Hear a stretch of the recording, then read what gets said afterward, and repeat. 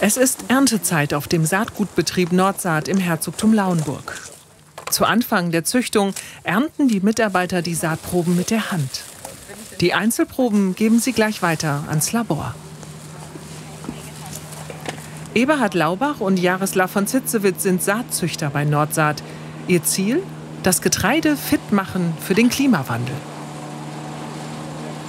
Es geht hier auch nicht um Gentechnik, sondern wir benutzen die Biotechnologie oder die molekularische Züchtung, um die Gene zu beobachten und zu selektieren. Aus einer einzigen Kreuzung entstehen nach mehreren Züchtungszyklen 50.000 Pflanzen. Sie werden einzeln gedroschen und nach relevanten Merkmalen ausgewertet.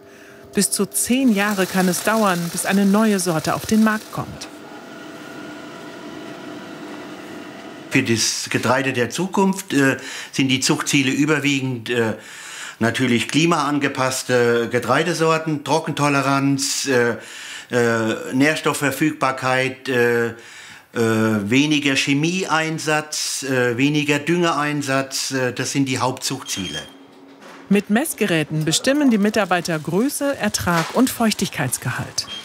Bis klimarelevante Qualitätsmerkmale bestimmt und optimiert werden können, dauert es wiederum weitere Zuchtzyklen. Der Züchter arbeitet schon jahrzehntelang an Verbesserungen im Krankheitsbereich, also im Toleranzbereich und im Resistenzbereich. Aber jetzt ist ein gesellschaftlicher Wandel da, der auch alle Beteiligten dazu zwingt, weniger Chemie in der Landwirtschaft einzusetzen. Weniger Chemie, das setze die Landwirte unter Druck.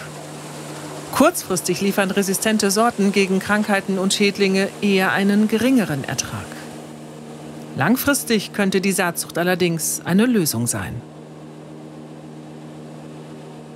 Wenn Sie natürlich jetzt in einem Land wie Deutschland anfangen, abrupt Chemikalien einsparen zu wollen oder Dünger zu reduzieren, um die Erträge zu halten, hat der Landwirt weniger Einkommen. Aber der Preis steigt damit nicht automatisch, nur weil er jetzt umweltbewusster wirtschaftet, sondern da muss die Politik dran arbeiten.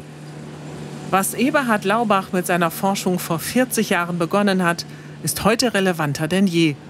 Es wäre ein weiterer Schritt hin zu einer nachhaltigen Landwirtschaft.